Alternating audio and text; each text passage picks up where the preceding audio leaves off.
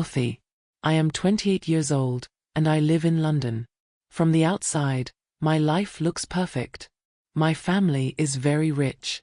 We live in a large, beautiful house in one of the best areas of the city. People often think I am lucky. They imagine freedom, comfort, and happiness.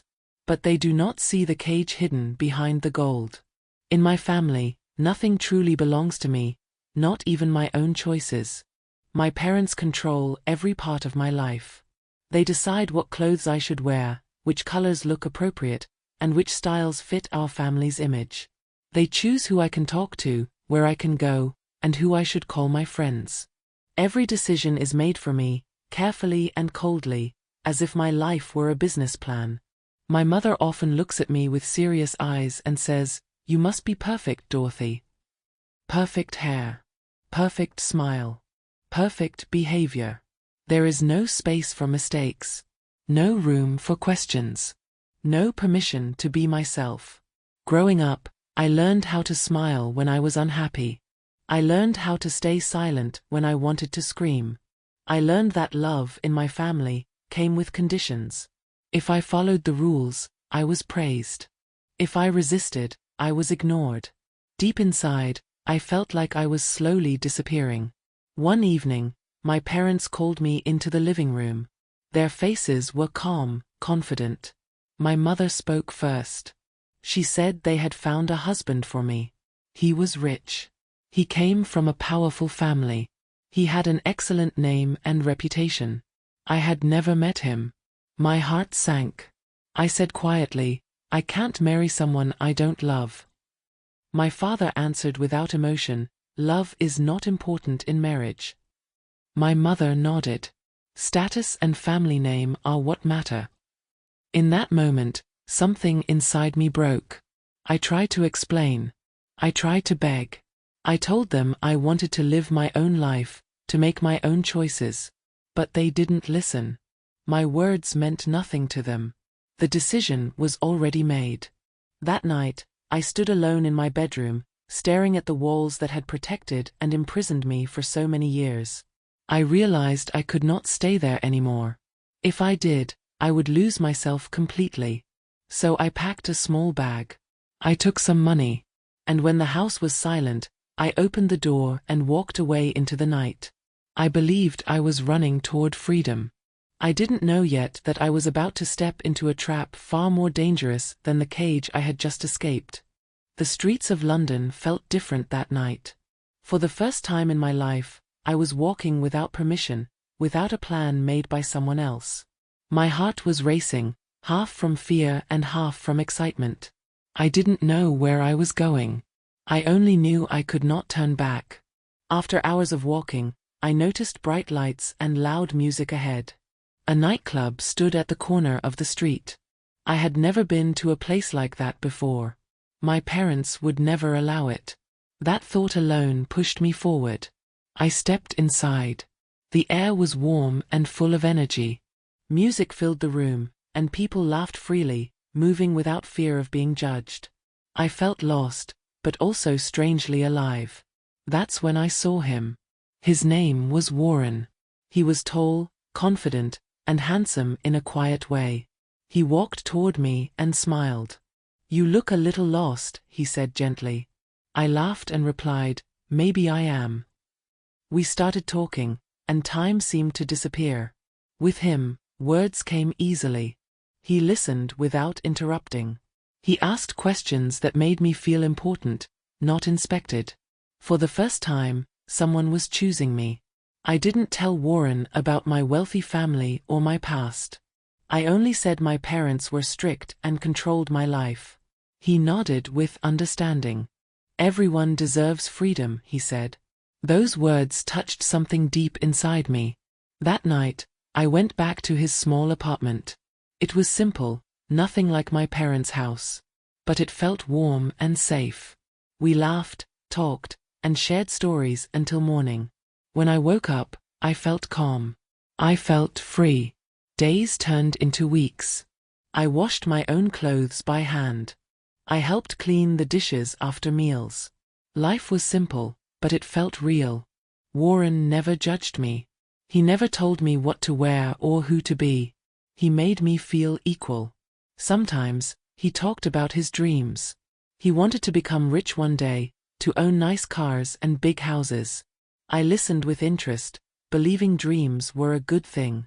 Everyone deserves to dream, I thought. I truly believed I had found love, not because of money or status, but because of who I was. For the first time in my life, I felt seen. For a while, life with Warren felt calm and steady. But slowly, small changes began to appear, quiet enough that I almost ignored them. One morning, as we drank coffee in the kitchen, Warren looked at me and said, "Dorothy, have you talked to your parents yet?" I shook my head immediately. No. If I talk to them, they'll try to control me again. He didn't argue. Instead, he spoke gently. They must be worried about you. Parents don't change overnight, but maybe they miss you more than you think. At first, I didn't listen.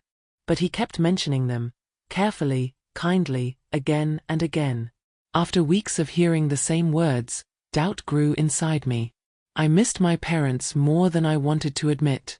One evening, I finally called my mother. She cried when she heard my voice. My father took the phone and said they were sorry. Truly sorry. He invited me to dinner and asked me to bring Warren. When we arrived at my parents' house, I felt nervous. But Warren was perfect. He shook my father's hand confidently, listened closely when my father spoke about business, and made my mother laugh with a simple story. He knew exactly when to speak and when to stay quiet. By the end of the night, my parents clearly liked him. After that dinner, things seemed better. My parents sent messages again. Warren smiled more. Life felt balanced, almost too perfect. Then the money requests began. At first, it was small. "My business is having a little trouble," Warren said one day. "Could you lend me a bit of money?" I agreed without hesitation. He had given me a place to stay. I trusted him. A few weeks later, he asked again. Then again. Each time, the amount grew larger. I told myself this was normal. Businesses struggle. People who love each other help each other. But one night, something changed. I heard Warren talking on the phone in the next room. My name came up. Then my father's name. My heart began to pound. I stood still listening, but Warren suddenly lowered his voice and ended the call. The next day, I went to my parents' house. My mother looked tired. My father avoided my eyes. Finally, my mother spoke. "Warren came yesterday. He asked us for money. He said it was for a new business idea." I felt cold all over. When I returned home, I confronted Warren. He didn't deny it. "I did it for us," he said quickly. "For our future. I love you." But his words felt different now. Heavy. Uncertain. That night, for the first time, a question echoed in my mind, one I could not ignore anymore. Did he love me, or my money? When I confronted Warren, my voice was shaking. "Why did you ask my parents for money?" I asked. "Why didn't you tell me?" He looked shocked for a moment, then his face changed. His eyes filled with tears. He stepped closer and said, "Dorothy, I did it for us. I was scared. I only wanted to give you a better future. I wanted to be strong, but my heart was already breaking. I trusted you," I said softly. "You promised me honesty." Warren dropped to his knees. Right there, in our small apartment, he took a shiny ring from his pocket. "Marry me," he said. "I love you. I made mistakes, but I will change. I swear I will never ask for money again. Let me prove myself." I stood frozen. Part of me wanted to run. But another part, the part that feared being alone, wanted to believe him. I remembered my parents, their control, their rules. I told myself that love was messy, that people could change if they truly cared. So I said yes. The wedding happened quickly. It was small and quiet. My parents were there, but something felt different. Their smiles were polite, not warm. Still, I ignored the doubt in my heart. I believed marriage would fix everything. For a short time, things were peaceful. Warren said he would start a new job. He promised a fresh start. I wanted to believe him. One night, Warren was in the shower. His phone was on the bedside table. The screen suddenly lit up with a message. I wasn't trying to look, but the words caught my eye. "Did she give you the money yet?" My hands began to shake. I opened the phone. There were dozens of messages. Warren had written to his friend about me, about my parents, about my family's wealth. "She's rich," one message said. "I'll make her love me. Then I'll have everything." My chest tightened. My vision blurred. Every moment replayed in my mind: the nightclub, the kindness, the tears, the ring. It was all planned. He had never loved me. I placed the phone down slowly and sat on the bed, numb. The man I married was a stranger.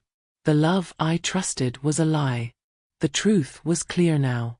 What I believed was love was nothing more than a perfect plan.